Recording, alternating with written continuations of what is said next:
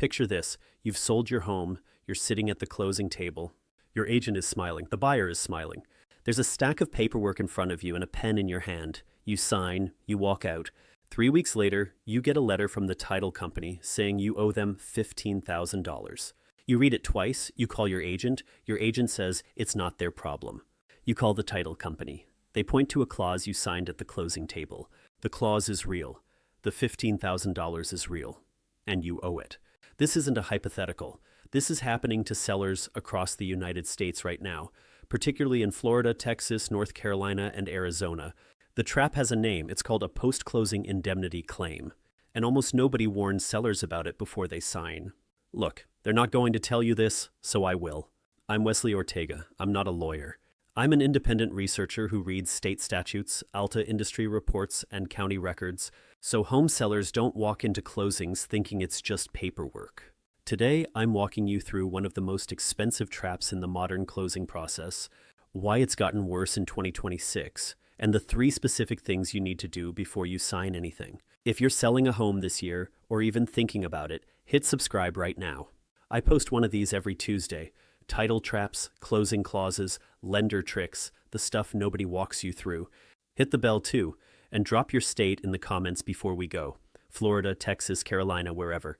Indemnity laws change state by state, and I read every comment.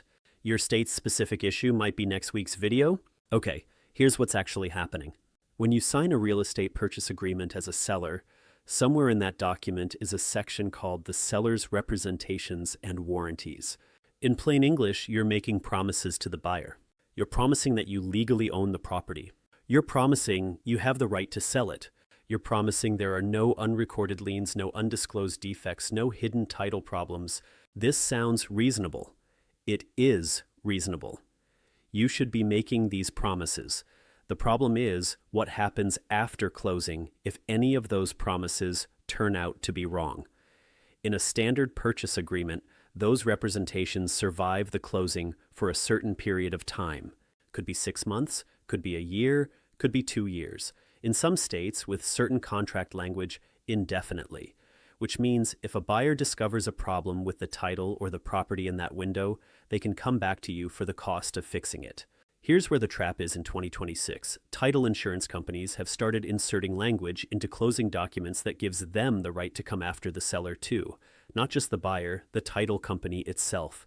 They call it a subrogation clause or an indemnification provision, or sometimes it's buried in something innocuously called the seller's affidavit. You sign it because it looks like routine paperwork. What it actually says is this: if we, the title company, ever have to pay out a claim because something on this title was wrong, we can come after you for the full amount, plus our legal fees. So let's run the math on how this becomes $15,000. Buyer closes on your former home in March. In September, the buyer discovers that there's a recorded easement nobody flagged at closing. Let's say a utility easement that runs through what they thought was their buildable backyard. The buyer files a claim with the title company. The title company pays the buyer $12,000 for the diminished value. Then the title company turns to you, the seller, and says, you signed an affidavit promising no undisclosed encumbrances. We paid out. You owe us $12,000 for the payment plus $3,000 for their legal fees and administrative costs. $15,000 from you.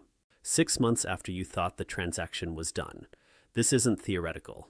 ALTA's 2024 claims report shows a measurable uptick in title companies pursuing seller indemnification, especially after the NAR settlement reshaped agent commission structures. Title companies are tighter on margins. They're chasing every dollar they can recover, and the seller's signature on the affidavit is the easiest target. There are 3 things you do to protect yourself. Real ones. Specific.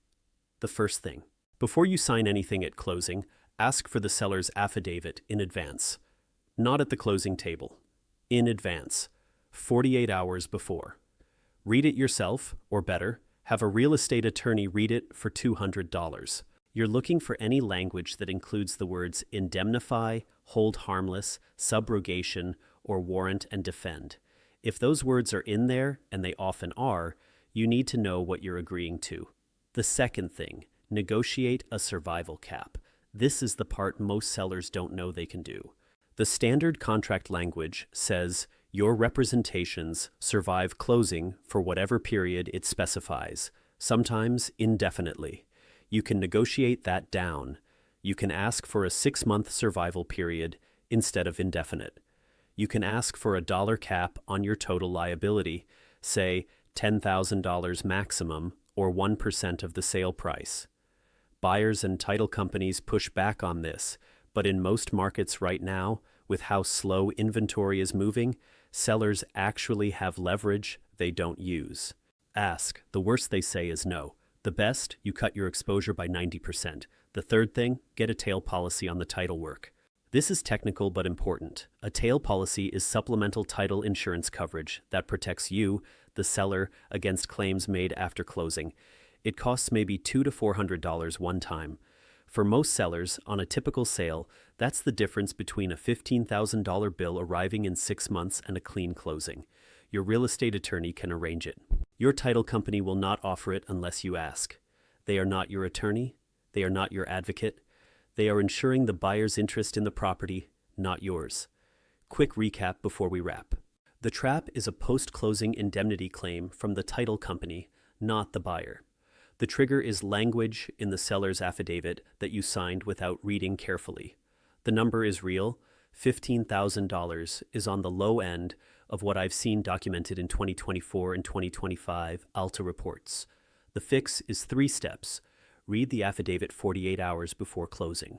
Negotiate a survival cap on your representations. Get a tail policy on the title work.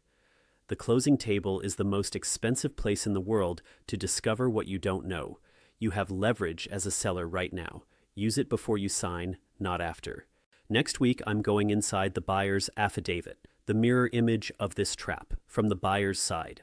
There's a clause buried in most buyer affidavits in 2026 that exposes new homeowners to fraud liability they have no idea exists. Subscribe so you don't miss it. Drop your state in the comments. I'll see you next week.